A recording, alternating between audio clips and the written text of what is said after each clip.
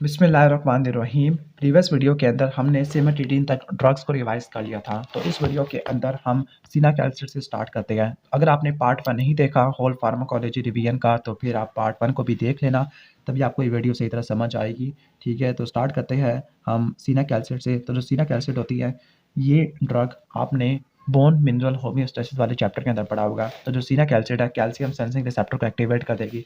जब calcium sensing receptor को activate कर देगी, तो जो पैराथायरॉयड हार्मोन है, इसकी सेक्रेशन कम से कम होगी। हाइपर पैराथायरॉयडिज्म को ट्रीट करने के लिए इस्तेमाल होता है, लेकिन इसकी टॉक्सिक इफेक्ट के अंदर हाइपोकैल्सीमिया और डायनेमिक बोन फॉर्मेशन हो सकती है। नेक्स्ट है सिप्रोफ्लॉक्सासिन है। सिप्रोफ्लॉक्सासिन सेकंड जनरेशन फ्लोरोक्विनोन होती है। टोपोइसोमेरेज को इनहिबिट कर देती है। टाइप 2 और टाइप 4 आपको पता है, जो टाइप 2 उसको गाइडेस कह देती है। ओके, तो ये ई कोलाई के लिए हीमोफिलस इन्फ्लुएंजा, कैम्पाइलोबैक्टर, एंटीरोबैक्टर है, यानी ये सारे बैक्टीरिया क्या होते हैं, ग्राम नेगेटिव होते हैं। ग्राम नेगेटिव रॉड्स होते हैं। ओके, ठीक हो गया। ठीक है, इसके अलावा यानी आपको पता है कि बार ई कोलाई आता है, फिर इसके बाद साल्मोनेला है, शिगेला है, सूडोमोनास है, विब्रियो कॉलरा, कैम्पाइलोबैक्टर होता है। लेकिन इसकी टॉक्सिटी के अंदर टेंडिनाइटिस हो सकता है, कोलेजन की डिसफंक्शन हो सकती है। That is why ciprofloxacin is contraindicated in pregnancy है। इसके अलावा ये कैफीन की, थियोफाइलिन की और वारफेरिन के मेटाबॉलिज्म को इनहिबिट कर सकती है। और सिप्रोफ्लॉक्सासिन सेकंड के अंदर आती है। सेकंड के अंदर ओफ्लॉक्सासिन भी आती है, जबकि थर्ड के अंदर लिवोफ्लॉक्सासिन, जैमी और मॉक्सिफ्लॉक्सासिन आता है। सिस्प्लैटिन एंटी नियोप्लास्टिक होता है, प्लैटिनम कंटेनिंग अल्काइलेटिंग एजेंट होता है। सॉलिड ट्यूमर के लिए इस्तेमाल करते हैं, लेकिन इसके टॉक्सिक इफेक्ट के अंदर न्यूरोटॉक्सिक और नेफ्रोटॉक्सिक है। सिस्प्लैटिन के अलावा कार्बोप्लैटिन और ऑक्सैलिप्लैटिन भी आ जाता है। नेक्स्ट है क्लिंडामाइसिन। क्लिंडामाइसिन लिंकोसामाइड एंटीबायोटिक होती है। ओके, बैक्टीरियोस्टैटिक है, प्रोटीन सिंथेसिस इनहिबिटर होता है। तो ये इस्तेमाल होती है किसके लिए, ग्राम पॉजिटिव कोकाई के लिए और बैक्टीरियोइड फ्रैजिलस के लिए। लेकिन इसकी वजह से कोलेस्ट्रीडियम डिफिसिल हो सकता है। कोलेस्ट्रीडियम डिफिसिल का सूडोमेम्ब्रेनस कोलाइटिस हो सकता है। क्लोमिफेन इनफर्टिलिटी को ट्रीट करने के लिए इस्तेमाल होती है। सेलेक्टिव एस्ट्रोजन रिसेप्टर मॉड्यूलेटर है, ओव्यूलेशन को इंड्यूस कर देती है।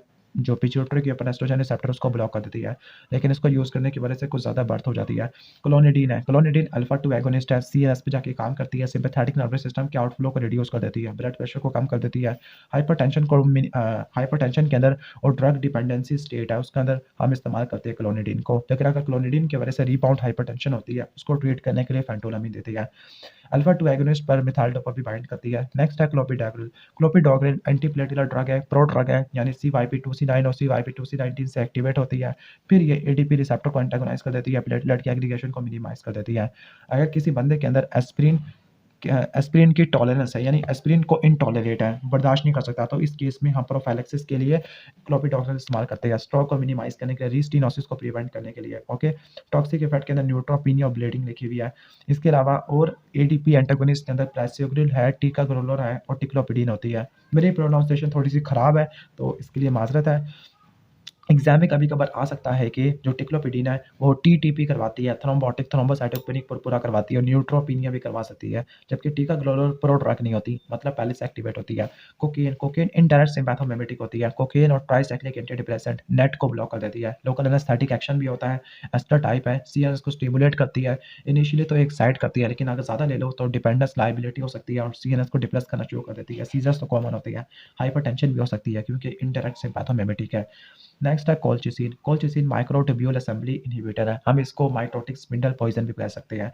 मैक्रोफेज की मोबिलिटी को, कीमोटैक्सिस को मिनिमाइज कर देती है, फेगोसाइटोसिस को मिनिमाइज कर देती है। क्रॉनिक आउट के अंदर इस्तेमाल करते हैं। साइक्लोफॉस्फामाइड की वजह से क्या हो सकता है, हेमरेजिक स्टेटस हो सकता है, इसको मिनिमाइज करने के लिए मैसना यूज करते हैं। और एग्जाम में पूछा जाता है कि हेमरेजिक स्टेटस है साइक्लोफॉस्फामाइड के अलावा और किससे होता है, तो उसका नाम है इफॉस्फामाइड। तो साइक्लोफॉस्फामाइड और इफॉस्फामाइड, इनकी वजह से हेमरेजिक स्टेटस हो जाएगा। ओके, तो ये cell cycle non specific alkylating agent होती है।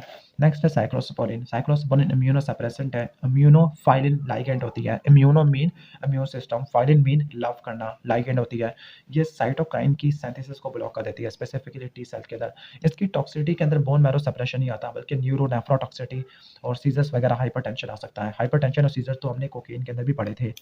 ओके, जो टैक्रोलिमस होती है, और आपने एक और पीछे एक प्रीवियस वीडियो के अंदर आपको बताया था कि कैस्परफंजिन और साइक्लोस्पिरिन को कभी भी मिला के नहीं देते होते। अच्छा, टैक्रोलिमस का भी बिल्कुल सेम काम होता है, लेकिन जो सिरोलिमस होती है वो सेम इम्यूनोफाइलिन से बाइंड करती है जो टैक्रोलिमस बाइंड करता था, लाइक FKBP12। लेकिन ये जो कॉम्प्लेक्स होता है, ये मेमेलियन टारगेट ऑफ रैपामाइसिन को इनहिबिट कर देता है, जिसको हम MTOR बोलते हैं। ठीक है, इसके बाद साइटोकाइंस आते हैं। अब कुछ साइटोकाइंस होते हैं, फॉर एग्जाम्पल जो इंपॉर्टेंट है वो हम पढ़ लेते हैं। ओके, लाइक जो लिखा हुआ है एल्डस ल्यूकिन है, एल्डस ल्यूकिन इंटरल्यूकिन 2 एगोनिस्ट होता है, रीनल कैंसर के अंदर यूज़ करती है। एरिथ्रोपोइटिन और एपोपोइटिन, एरिथ्रोपोइटिन के लिए एपोपोइटिन अल्फा एनीमिया के लिए इस्तेमाल होता है। फिल्ग्रास्टिम जीसीएसएफ होता है न्यूट्रोपिनिया के अंदर, इंटरफेरोन अल्फा हेपेटाइटिस बी के अंदर, सी के अंदर और कैंसर के अंदर इस्तेमाल होता है। इसका जवाब आपने कमेंट सेक्शन में देना है कि इंटरफेरोन अल्फा कौन से कैंसर को ट्रीट करने के लिए इस्तेमाल होता है। इंटरफेरोन बीटा मल्टीपल साइक्लोसिस के अंदर, इंटरफेरोन गामा क्रोनिक ग्रानुलोमेटस डिजीज के अंदर, ओपनल वैकिन है इंटरल्यूकिन 11 एगोनिस्ट होता है, थ्रोम्बोसाइटोपिनिया को ट्रीट करने के लिए इस्तेमाल करते हैं। स्टारग्रामोस्टिन है, जीएमसीएसएफ है, ये भी न्यूट्रोपिनिया के अंदर इस्तेमाल करते हैं। नेक्स्ट है डेबिगेट्रॉन, डेबिगेट्रॉन ओरल डायरेक्ट थ्रोम्बिन इनहिबिटर होता है। ओके, ठीक हो गया। इसकी फिक्स्ड डोजिंग होती है, आपको कोई मॉनिटरिंग करने की कोई ज़रूरत नहीं होती, लेकिन आप इसको activated partial thromboplastin time, partial या प्लाज्मा, मुझे थोड़ा-सा भूल गया है, मुझे करेक्ट कर देना कमेंट सेक्शन के अंदर।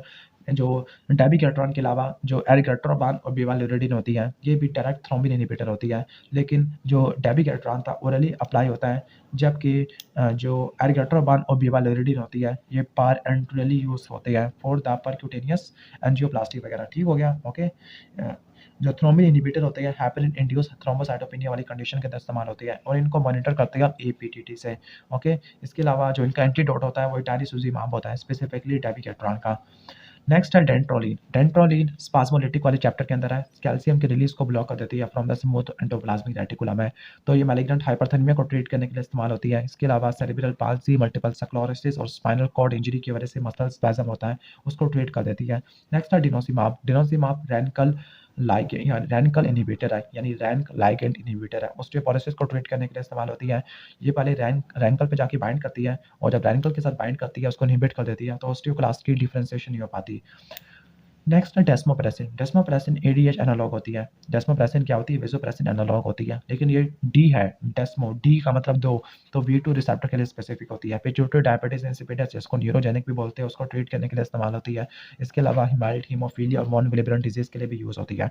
वेसोप्रेसिन V1 और V2 दोनों के लिए इस्तेमाल होती है, तो ये पिट्यूटरी डायबिटीज इंसिपिडस के लिए और इसोफेगल वेरिसिस की ब्लीडिंग को मिनिमाइज करने के लिए इस्तेमाल होती है। जो कोनिवेप्टिन है V1A को ब्लॉक करता है और V2 को भी ब्लॉक करता है, जबकि टोलवेप्टिन V2 को ब्लॉक करता है। ये हाइपोनेट्रीमिया को ट्रीट करने के लिए इस्तेमाल होती है। वो हाइपोनेट्रीमिया वेसोप्रेसिन और डेस्मोप्रेसिन की वजह से हो सकता है। नेक्स्ट है डायज़ेपाम, डायज़ेपाम बेंजोडाइज़ेपिन प्रोटोटाइप होता है। गाबा ए रिसेप्टर पे जाके बाइंड करेगा, गाबा ए के ऊपर बीजी रिसेप्टर होते हैं, वहाँ पे जाके बाइंड करेगा, फ्रीक्वेंसी को बढ़ा देता है। Okay, phenobarbital duration of action को बढ़ा देता है, एंजाइटी को, फोबिया अटैक को, एथेनॉल की डिटॉक्सिफिकेशन के अंदर, मसल स्पास्टिसिटी के अंदर, स्टेटस एपिलेप्टिकस है, इसको ट्रीट करने के लिए इस्तेमाल होता है। दूसरी बेंजोडाइज़ेपिन के अंदर अल्प्राज़ोलाम, लोराज़ेपाम, मिडाज़ोलाम और ट्राइज़ोलाम आ जाएगा। टॉक्सिटी के अंदर एडिटिव सीएनएस डिप्रेशन हो सकता है। नेक्स्ट चलते हैं हम डाइजॉक्सिन की तरफ। डाइजॉक्सिन कार्डियोग्लाइकोसाइड प्रोटोटाइप होती है, पॉजिटिव इनोट्रोपिक एजेंट है, हार्ट फेलियर के अंदर, स्पेसिफिकली क्रॉनिक हार्ट फेलियर के अंदर इस्तेमाल करते हैं। सोडियम पोटेशियम एटीपीएस पंप को ब्लॉक कर देती है, लेकिन टॉक्सिटी के अंदर कैल्शियम ओवरलोड एरिथमिया हो सकता है, जीआईटी अपसेट हो सकता है। डाइफिन हाइड्रामिन, डाइफिन हाइड्रामिन फर्स्ट जनरेशन हिस्टामिन ब्लॉकर होती है। हे फीवर के अंदर, मोशन सिकनेस है और डिस्टोनिया को ट्रीट करने के लिए इस्तेमाल होती है। जो टॉक्सिन अमीन है, ये प्रेगनेंसी की वजह से जो होती है मॉर्निंग सिकनेस, उसको ट्रीट करने के लिए इस्तेमाल होती है। जो डाइफिन हाइड्रामीन की टॉक्सिसिटी के अंदर एंटी मस्क्रेनिक एक्शन है, यानी ये ऑटोनॉमिक नर्वस सिस्टम के रिसेप्टर को भी ब्लॉक करना शुरू कर देती है। ओके, इससे पहले क्लोरफेनारिमीन थी, जो क्लोरफेनारिमीन होती है उसका एएनएस ब्लॉकिंग एक्शन रिलेटिवली कम होता है as compare to diphenhydramine. Okay, di है तो डाई मीन्स दो रिसेप्टर को ब्लॉक कर रही है, एक मस्क्रेनिक और दूसरा अल्फा। नेक्स्ट है डोपामिन, डोपामिन न्यूरोट्रांसमीटर भी है और डोपामिन रिसेप्टर के लिए एगोनिस्ट भी होता है। शॉक के अंदर देते हैं, स्पेसिफिकली कार्डियोजेनिक शॉक है, सेप्टिक शॉक है, ताकि रीनल ब्लड फ्लो को बढ़ा सके, यानी लो डोजेस के अंदर ये रीनल ब्लड फ्लो को बढ़ा देता है और मॉडरेट डोजेस के अंदर कार्डिक आउटपुट को बढ़ा देता है। डॉक्सोरोबाइसिन है, एंटी न्यूप्लास्टिक ड्रग है, एंटी कैंसर ड्रग है, एंथ्रासाइक्लिन के अंदर आती है, cell cycle non specific drug होती है। डीएनए टोपोआइसोमेरेज टाइप 2 को ब्लॉक कर देती है, साइटोटॉक्सिक फ्री रेडिकल बनाती है। टॉक्सिटी के अंदर कार्डियोमायोपैथी है, उसको मिनिमाइज करने के लिए डेक्सरोजैक्सिन यूज करते हैं। जो डोनोरिबासिन है वो भी बिल्कुल वही काम करती है। डॉक्सीसाइक्लिन टेट्रासाइक्लिन है, प्रोटीन सिंथेसिस इनहिबिटर होती है, मोस्ट इफेक्टिव होती है। किसके लिए इस्तेमाल करते हैं? क्लामिडिया के लिए इस्तेमाल करते हैं। लाइम डिजीज है जो कि बुलिलिया की वजह से होता है, मलेरिया की प्रोफाइलैक्सिस के अंदर इस्तेमाल करते हैं, लेकिन इसके जो एलिमिनेशन है वो यूरिन के अंदर नहीं होती बल्कि फेसेस के अंदर होती है। इसकी हाफ लाइफ रिलेटिवली ज़्यादा होती है as compare to other tetracycline. Next है एड्रोफोनियम, जो एड्रोफोनियम होती है ये शॉर्ट एक्टिंग अल्कोहल है, कोलिन एस्टरेज इनहिबिटर होता है, वेरी शॉर्ट ड्यूरेशन है 15 मिनट का। तो ये वाइस्थीनिया ग्रेविस की डायग्नोसिस के अंदर और डिफरेंशिएशन के अंदर इस्तेमाल होती है। इफाविरेंस NNRTI है, non nucleoside reverse transcriptase inhibitor. Non nucleoside reverse transcriptase inhibitor के अंदर डिलावर्डिन, नेविरापिन और इफाविरेंस आती है। ओके, HIV के लिए इस्तेमाल होती है। स्किन रैशेस हो जाती है इसकी वजह से। एनफीवर्टाइड फ्यूजन से निकला है, तो ये HIV की फ्यूजन को इनहिबिट कर देती है। नेक्स्ट है एनोक्साप्रिन है, एनोक्साप्रिन, डेल्टाप्रिन, टेंजाप्रिन, ये लो मॉलिक्यूलर वेट हेपरिन होती है, पार इंटीरियरली अप्लाई करते हैं। ओके, ठीक है। ओके, तो इनका प्राइमरी इफेक्ट होता है फैक्टर 10 के ऊपर, और थ्रोम्बिन के ऊपर भी कोई ना कोई इफेक्ट आ जाता है। APT टेस्ट इनके लिए यूज़ किया जाता है, जबकि प्रोथ्रोम्बिन टाइम ये यूज़ किया जाता है वारफेरिन के लिए। दूसरी लो मॉलिक्यूलर हेपरिन है, लो मॉलिक्यूलर वेट हेपरिन के अंदर डेल्टाप्रिन और टेंजाप्रिन है। नेक्स्ट है एंटाकापून। एंटाकापून COMT इनहिबिटर है, कैटेकोलामिथाइल ट्रांसफरेज इनहिबिटर होता है। लीवोडोपा के एक्सेस को बढ़ा देता है टू द CNS न्यूरॉन। ठीक हो गया, क्योंकि जो लीवोडोपा है इसने CNS में जाके आगे डोपामिन वगैरह बना देना है। ओके, और आपको पता है कि पेरिफेरल टिश्यू के अंदर जो आगे मेटाबॉलिज्म होती है COMT तोड़ता होता है। पार्किंसन के अंदर एडजंक्टिव यूज़ के तौर पर अप्लाई करते हैं। टॉक्सिटी ये है कि ये लीवोडोपा के इफेक्ट को कुछ ज़्यादा बढ़ा सकता है। जो टोलकापून है वो हेपेटोटॉक्सिक होती है। नेक्स्ट है इफेड्रिन। इफेड्रिन का सिरप हमारे घर में मौजूद है। अभी किस काम के लिए है कि गला खराब हो गया, खांसी खराब हो गया है, जो एरिनेक है वो इफेड्रिन तो है। इनडायरेक्ट एक्टिंग से पैथोमिमेटिक के अंदर एम्फेटामिन भी आ जाती है, इफेड्रिन भी है, टिरामिन भी है, लेकिन इसका रिलेटिवली CNS स्टिमुलेशन कम होती है और स्मूथ मसल इफेक्ट ज़्यादा होता है। ओके, इसके बाद एपिनेफ्रिन। एपिनेफ्रिन ये सिम्पैथोमिमेटिक का प्रोटोटाइप होता है, एड्रिनल मेडुला का प्रोडक्ट है, CNS के न्यूरॉन में भी होता है। तमाम अल्फा और बीटा रिसेप्टर में इक्वल एफिनिटी होती है। एनाफिलैक्टिक शॉक के अंदर ड्रग और चॉइस है। इसके अलावा हीमोस्टैटिक एजेंट के तौर पर इस्तेमाल होता है। लोकल एनेस्थेटिक में एडजंक्टिव यूज़ होता है। ओके, कोकीन के साथ हम मिला के नहीं देते, बाकी सबके साथ देते हैं। कार्डिक स्टिमुलेंट भी है। ओके, ठीक हो गया। और ये अस्थमा के अंदर हम इसको ट्रेडिशनली यूज़ करते थे। साइड इफेक्ट के अंदर टैकीकार्डिया, हाइपरटेंशन है, मायोकार्डियल इंफार्क्शन है, पल्मोनरी एडिमा है और हेमरेजेस वगैरह हो सकते हैं। ओके, इसके बाद एर्गेट एल्केलॉइड है। एर्गेट एल्केलॉइड के अंदर एर्गोनामीन है, इसके अलावा ब्रोमोक्रिप्टिन है। ओके, तो एर्गोनामीन और क्या एर्गोटामिन ये वेसोकंस्ट्रक्शन कराती है और यूट्राइन कॉन्ट्रैक्शन करवाती है। माइग्रेन, हेडेक के लिए और ऑब्स्टेट्रिक्स के लिए यूज़ किया जाता है। टॉक्सिटी के अंदर वेसोस्पैज़म हो सकता है, इंक्लूडिंग कोरोनरी आर्टरी। नेक्स्ट है एरिथ्रोमाइसिन है। एरिथ्रोमाइसिन मैक्रोलाइड एंटीबायोटिक होती है, बैक्टीरियोस्टैटिक है, 50S राइबोसोमल सबयूनिट पे जाके बाइंड करती है। स्पेक्ट्रम के अंदर ग्राम पॉजिटिव कोकाई है, ग्राम पॉजिटिव रॉड्स होती है, माइकोप्लाज्मा एटिपिकल निमोनिया वाले एजेंट है, उनको ट्रीट करने के लिए इस्तेमाल होती है। लेकिन एरिथ्रोमाइसिन की वजह से कोलिस्टैटिक जॉन्डिस हो सकता है। दैट इज़ वाई प्रेगनेंसी के अंदर एस्टोलेट फॉर्म को आपने क्या करना है, अवॉइड करना है। इसके अलावा एरिथ्रोमाइसिन ड्रग मेटाबोलाइजिंग एंजाइम को इनहिबिट भी कर सकती है। दूसरे ड्रग के साथ इंटरेक्शन भी होता है। जो एजिथ्रोमाइसिन है उसका P450 मेटाबॉलिज्म के ऊपर कोई एक्शन नहीं होता। नेक्स्ट है एरिथ्रोपाइटिन। एरिथ्रोपाइटिन हिमेटोपोइटिक ग्रोथ फैक्टर होती है, आरबीसी की स्टिमुलेशन को और उनकी रिलीज को बढ़ा देती है। तो रीनल फेल्योर के अंदर इस्तेमाल करती है, क्योंकि रीनल फेल्योर में अनीमिया होता है और अनीमिया कैंसर कीमोथेरेपी को तो उसको ट्रीट करने के लिए एरिथ्रोपाइटिन देती है। जो डार्बीपोइटिन अल्फा होता है वो इसकी रिकॉम्बिनेंट फॉर्म होती है और इसकी हाफ लाइफ रिलेटिवली लॉन्गर होती है। इसके बाद एस्मोलोल। जो एस्मोलोल है prototype short acting beta blocker होता है। Okay, short acting beta blocker है। Okay, non selective beta blocker है। तो ये पेरी सर्जिकल एरिथमिया के लिए इमरजेंसी कंडीशन के अंदर थायराइड स्टॉर्म के अंदर यूज़ किया जाता है। टॉक्सिटी के अंदर वही बीटा रिसेप्टर ब्लॉकेज इफेक्ट है, लाइक ब्रोंकोस्पैज्म, AP ब्लॉक है, हाइपोटेंशन है। नेक्स्ट है etanercept. Etanercept biological disease modifying anti rheumatic drug है, रिकॉम्बिनेंट फॉर्म होती है जो TNF अल्फा पे जाके बाइंड करती है।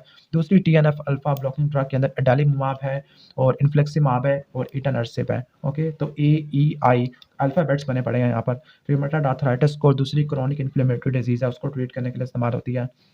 नेक्स्ट है इथेम्ब्यूटोल। इथेम्ब्यूटोल एंटी माइकोबैक्टीरियल ड्रग है, अरेबिनोग्लैक्टान की सिंथेसिस को ब्लॉक कर देती है, जो कि सेल वॉल का कंपोनेंट है। ट्यूबरकुलोसिस के रेजिमेन में इस्तेमाल की जाती है। इसकी जो टॉक्सिटी होती है वो आइज़ वाली है, लाइक ओक्यूलर डिस्फंक्शन है, डिजीनेस है, हेडेक है और हाइपरयूरिसीमिया। वैसे हाइपरयूरिसीमिया pyrazinamide की वजह से काफ़ी ज़्यादा होता है। इसके बाद ethanol. Ethanol sedative hypnotic drug होती है।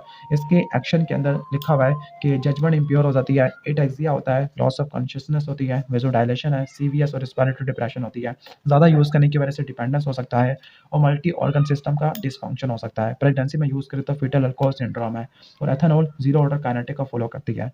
लास्ट ड्रग है हमारी वीडियो की, वो है इथिनाइल एस्ट्राडायोल। सिंथेटिक एस्ट्रोजन है, हार्मोनल कॉन्ट्रासेप्टिव के अंदर यूज़ किया जाता है। इथिनाइल एस्ट्राडायोल और मेस्ट्रोनोल ये हार्मोनल कॉन्ट्रासेप्टिव के अंदर इस्तेमाल किया जाता है। ओके, तो यहाँ तक हमने कवर कर लिया है। तो ये पार्ट 2 वीडियो है। पार्ट 3 वीडियो मैं आज ही अपलोड कर दूंगा। वीडियो अच्छी लगी है तो वीडियो को लाइक कर देना।